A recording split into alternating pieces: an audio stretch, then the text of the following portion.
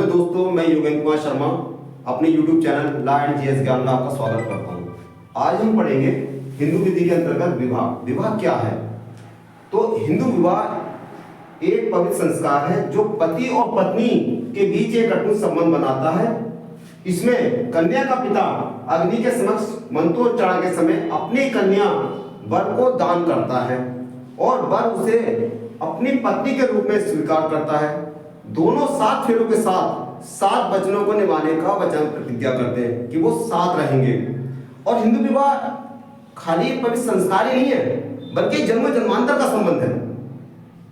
मतलब इसमें ये माना जाता है हमारे हिंदू धर्म में कि पति और पत्नी एक जन्म के नहीं है बल्कि जन्मों जन्मांतर 7 जन्म का संबंध माना जाता है उनका, कि एक बार अगर हमने 7 फेरे मिले तो ये हमारे 7 जन्मों का रिश्ता संबंध बन जाता है पति और पत्नी के बीच में। ठीक, इसकी महत्वता बताते हुए स्टेट महोदय कहते हैं कि विश्व के किसी भी धर्म द्वारा विवाह को इतना महत्व नहीं दिया जाता जितना कि भारत के हिंदुओं द्वारा दिया जाता है।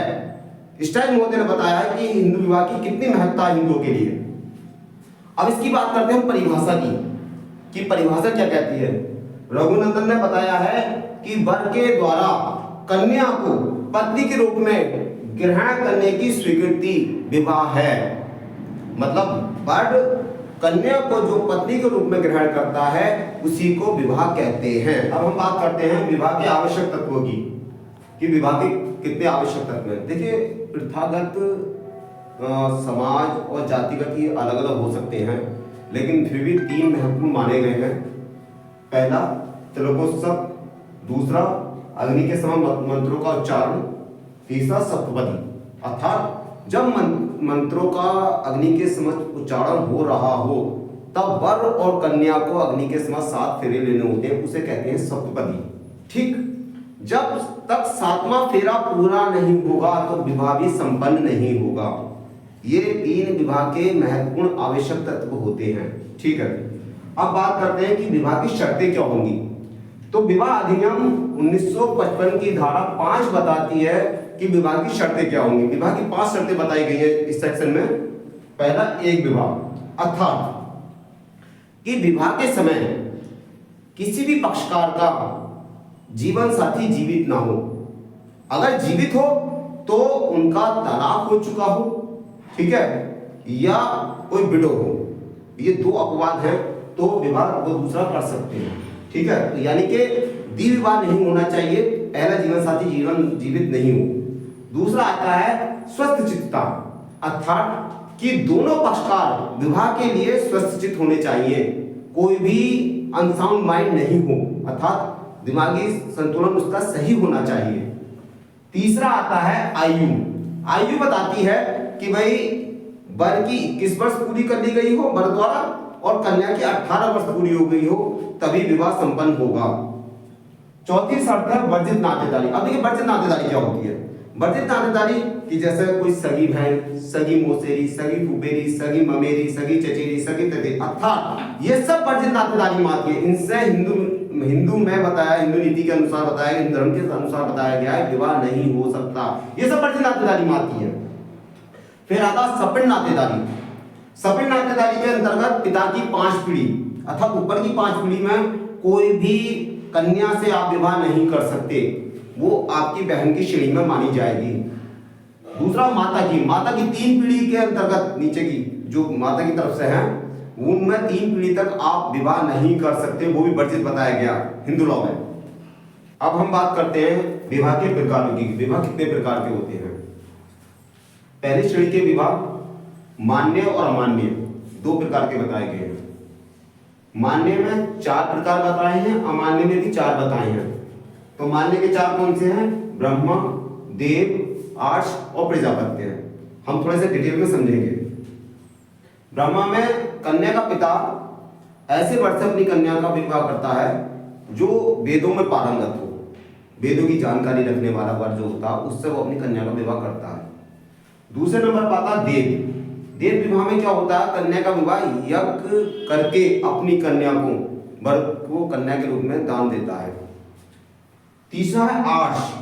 आर्ष में क्या है कि कन्या का पिता वर से 2 जोड़ी गाय लेता धर्म के लिए, धर्मांतरण के लिए, मतलब धर्म का उद्धार करने के लिए, धर्म का पालन करने के लिए, और फिर अपनी कन्या उसको दान में दे देता है। चौथा प्रजापत्य। प्रजापत्य में क्या है कि वो एक आशीर्वाद देता है, जिसमें कहता है तुम दोनों साथ साथ धर्माचरण का करो और साथ में अपना जीवन यापन करो। वर्तमान में यही प्रचलित है, वर्तमान में जो हम विवाह देखते हैं वो यही इसी पद्धति पर आधारित है। फिर हम बात करते हैं अमान्य की। अमान्य में कौन से बताए गए? अमान्य में भी 4 प्रकार के बताए गए हैं। पहला असुर। असुर में क्या होता है, ये क्रय विक्रय पर आधारित है कि वर जो है कन्या के पिता को कुछ धन देकर फिर कन्या से विवाह करता है। दूसरा है गंधर्व, जिसको हम इंग्लिश में लव मैरिज बोलते हैं। गंधर्व विवाह को हम लव मैरिज या प्रेम विवाह बोलते हैं, जैसे कि त्रेता युग में, द्वापर युग में शकुंतला और दुष्यंत का हुआ था, और वर्तमान में ये भी बहुत प्रचलित है।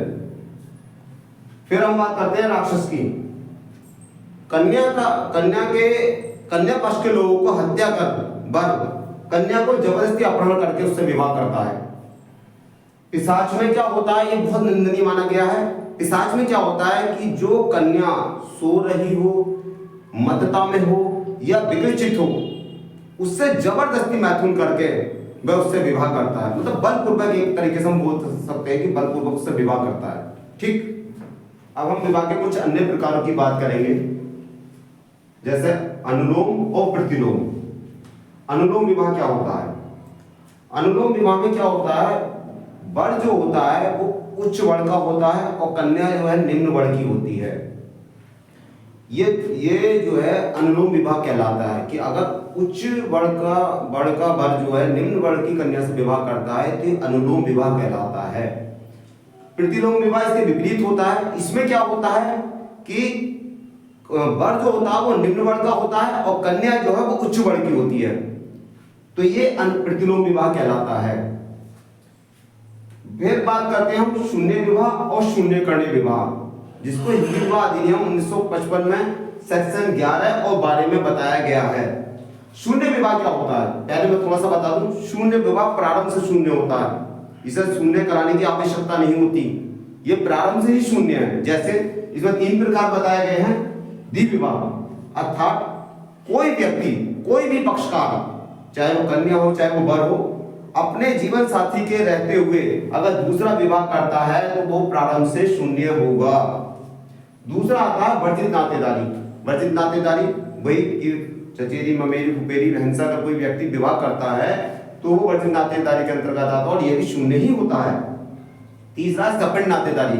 सपिंड नातेदारी की पिता की 5 माता की 3 पीढ़ियों में से अगर किसी ने विवाह कर लिया तो वो भी शून्य है। इस विवाह की कोई वैल्यू नहीं होती, समझ लीजिए, ये प्रारंभ से ही शून्य माना जाता है। फिर हम बात करते हैं शून्य कर्ण विवाह। इसमें जो है कोई भी असंतुष्ट पक्षकार न्यायालय में जाके और विवाह को शून्य कर्ण करा सकता है। ठीक है, ये भी 4 प्रकार के हैं कि कैसे माना जाएगा कौन सा विवाह शून्य कर्ण है। तो इसमें क्या होता है, यदि कोई भी पक्षकार, किसी का पक्षकार का जीवन साथी नपुंसक है तो वो विवाह को शून्य कर्ण करा सकता है। पागल है या किसी ने बलपूर्वक या कपट से सहमति प्राप्त करी है दूसरे पक्षकार से, और या स्त्री विवाह के समय गर्भवती है, तो असंतुष्ट पक्षकार न्यायालय में जाकर याचना प्रार्थना पत्र देकर विवाह को शून्य करा सकता है। ठीक, थैंक यू।